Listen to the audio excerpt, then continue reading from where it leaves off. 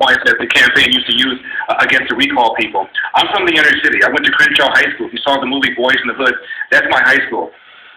Only 2% of kids at my high school are math proficient.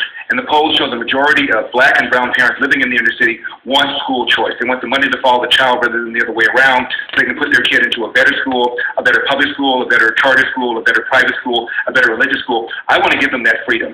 And to call me somehow unconcerned about black people, it's pretty silly. That's why they dropped that talking point. And that's why, Paul, I'm urging people to go to electelder.com, electelder.com. Elizabeth Warren just cut a commercial for Gavin Newsom, and she said this whole thing was led by Republicans who want a Republican takeover. And I've been asked over and over again, did I vote for you-know-who in 2016 and in 2020? Of course I did. And I'm going to vote for whoever the standard bearer is as a Republican in 2024.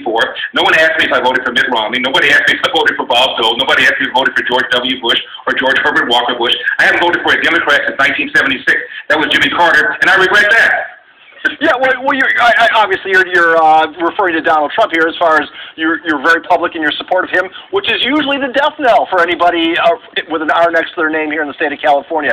Do you anticipate getting beat over the head with that for the next 30 days? No, I don't. Again, whenever a Republican reporter asked me that, I said, aren't you a Democrat? Didn't you vote for Hillary? Didn't you vote for Bill Clinton twice? Didn't you? I mean, I'm a Republican, for crying out loud, and I'm going to vote for whoever is the nominee, he or she is, in 2024.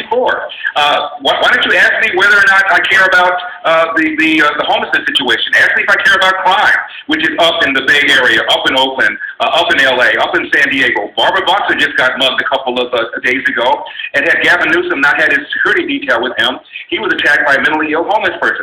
Ask me about that. That's what people care about here in California. That's why 2.2 million people signed that petition, Paul, and a good quarter of them were Democrats and independents. And 53% of Californians say, even if he isn't recalled, they don't want him to serve another term.